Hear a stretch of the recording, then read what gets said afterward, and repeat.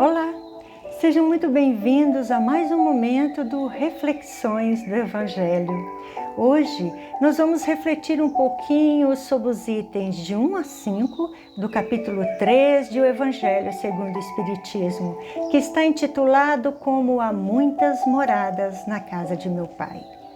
No item 1, nós encontramos a passagem bíblica que está descrita lá no Evangelho de João, no capítulo 14, versículos de 1 a 3, que na tradução de Haroldo Dutra Dias, de O Novo Testamento, está escrito assim: Não se perturbe o vosso coração.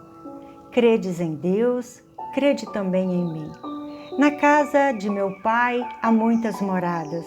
Se não fosse assim, não teria dito que vou preparar o lugar para vós. E se eu for e preparar um lugar para vós, venho novamente e vos tomarei para mim mesmo, a fim de que onde eu estiver, vós estejais também. Essas palavras de Jesus são bastante consoladoras, não são? Não se perturbe o vosso coração. Honório Abreu, no livro Luz Imperecível, vai nos dizer que o coração é um órgão do corpo físico que serve como termômetro no campo das emoções e que reage de acordo com as disposições de nossos espíritos. Então, o coração tem a acepção de sentimento. O que nos lembra o Evangelho de Mateus, no capítulo 13, versículo 14, que diz: nós compreendemos com o coração. Isso porque, quando algo está apenas no nosso campo intelectual, a gente pode até esquecer. Mas quando isso está no nosso sentimento, guardado no nosso coração, a gente não esquece mais, porque já incorporamos a nossa bagagem do espírito imortal que somos. Então, ao dizer não se perturbe o vosso coração, Jesus está nos dizendo para a gente não desanimar diante das lutas que enfrentamos no nosso caminho, porque Ele, Jesus, reconhecendo que o nosso domicílio não se ergue sobre o chão deste mundo, nos fez essa promessa de que prepararia para todos nós um lugar na vida mais alta. No item 2, intitulado Diferentes Estados da Alma na Erraticidade, Kardec vai nos explicar o que são as muitas moradas na casa do nosso Pai. A casa do Pai é o universo. As diferentes moradas são os mundos que circulam o espaço infinito e oferecem aos espíritos que neles encarnam moradas correspondentes ao adiantamento destes mesmos espíritos. Vamos pensar em um exemplo para facilitar a nossa compreensão. Existem diversos estados em um país. E em cada um desses estados, um monte de cidades, não é? Algumas mais desenvolvidas, outras menos. E existem também alguns distritos pequenininhos, algumas cidades do interior tão pequenininhas que sequer aparecem nos mapas. Não é isso mesmo? Mas todos esses lugares, a princípio, vão refletir a condição de seus habitantes. Por isso que, por exemplo, às vezes a gente percebe uma diferença intelectual entre os moradores, os habitantes de uma metrópole importante e aqueles habitantes de uma cidadezinha do interior, pacata, serena. E da mesma maneira que os habitantes dessa grande metrópole pode viver nela por um grande período, depois podem se mudar para uma cidadezinha menor e depois podem inclusive retornar a essa metrópole importante. Os espíritos também mudam de mundos no decorrer do seu processo evolutivo, porque os mundos também estão evoluindo. Então, os espíritos que encarnam em um mundo não ficam lá presos para sempre e nem passam neste mundo em que eles encarnaram por todas as fases de seu progresso até atingir a perfeição. Porque quando os espíritos alcançam em um mundo o grau de adiantamento que esse mundo comporta, eles passam para um outro mundo mais adiantado. E assim por diante, até que chegam ao estado de espíritos puros e não precisam mais reencarnar. E através dos recursos iluminativos da doutrina espírita, Kardec vai ampliar essa nossa compreensão acerca dessas palavras de Jesus, nos explicando que as muitas moradas não se restringem somente ao mundo material, mas também ao nosso mundo interior, ao estado venturoso ou desgraçado do espírito na erraticidade.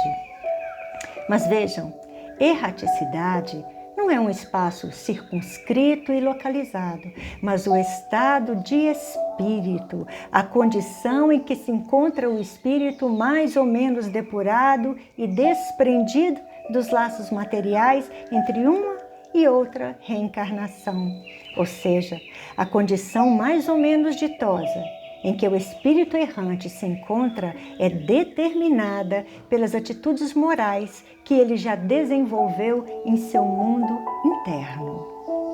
E é exatamente por isso que o benfeitor espiritual Emmanuel vai afirmar lá na revista Reformador de fevereiro de 1957, na passagem Domicílios Espirituais, que há muitas moradas na casa do nosso Pai, mas que nós viveremos naquela que construirmos para nós.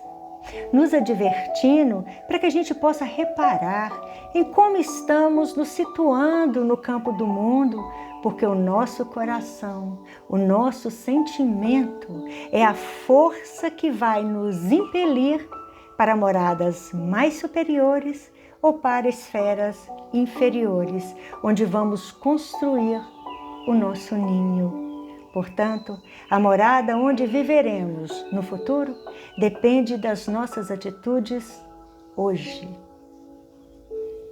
O capítulo 3 trata das diferentes categorias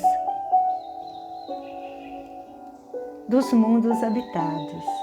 Neste item, Kardec nos explica que as condições dos mundos habitados diferem muito umas das outras por conta mesmo do grau de adiantamento ou de inferioridade de seus habitantes. Nos mundos inferiores, em que domina o grande reinado das paixões, a existência é toda material e quase nula a vida moral, como nos ensina Kardec. Mas à medida que a vida moral vai se desenvolvendo nos mundos, a influência da matéria consequentemente vai diminuindo. Então, nos mundos mais adiantados, a vida é mais espiritual. E para que a gente pudesse entender um pouco melhor tudo isso, Kardec nos deixou no item 4 uma classificação dos diversos mundos. Gente, mas é claro que essa classificação que o Kardec fez não é absoluta, mas apenas para que a gente possa vislumbrar estes mundos. E então, Kardec vai nos falar sobre os mundos primitivos, sobre a existência dos mundos de expiação e provas, dos mundos de regeneração, dos mundos ditosos e dos mundos celestes ou divinos. Lá no capítulo 3 está tudo muito bem explicadinho. Vai lá, aproveita para dar uma leitura na íntegra do capítulo, porque nós temos muita coisa bacana para aprender lá. Mas talvez você ainda esteja se perguntando, os espíritos que são degredados a mundos inferiores àqueles nos quais encarnaram, estão sendo punidos? Não. O grande amor e infinita misericórdia não pune e nem castiga. Aqueles espíritos que ainda se comprazem no mal e que se colocam como obstáculo à paz e à harmonia de um mundo em transição são degredados, mas esse degredo representa uma nova oportunidade para que esses espíritos continuem evoluindo nos caminhos da vida eterna, mas agora auxiliando na evolução de outros espíritos que estão encarnados nesse mundo mais infeliz, onde os espíritos degredados vão vivenciar novas e ricas experiências que despertarão sua consciência e o seu coração para o caminho, a verdade e a vida. E para concluirmos nossas reflexões de hoje, nós vamos ficar com o pensamento de Emmanuel. Medita em todos os que se encontram suando e sofrendo, lutando e amando no levantamento do futuro melhor, e reconhecerás que o divino construtor do reino de Deus no mundo está esperando também por ti, por cada um de nós. Jesus conta com a nossa presença no trabalho da sua vinha. Que Jesus nos abençoe a todos e que sigamos construindo um mundo de regeneração do nosso mundo interior, para que isso possa se extrapolar e chegar ao mundo exterior. Até o próximo Reflexões do Evangelho. Fiquem com Deus.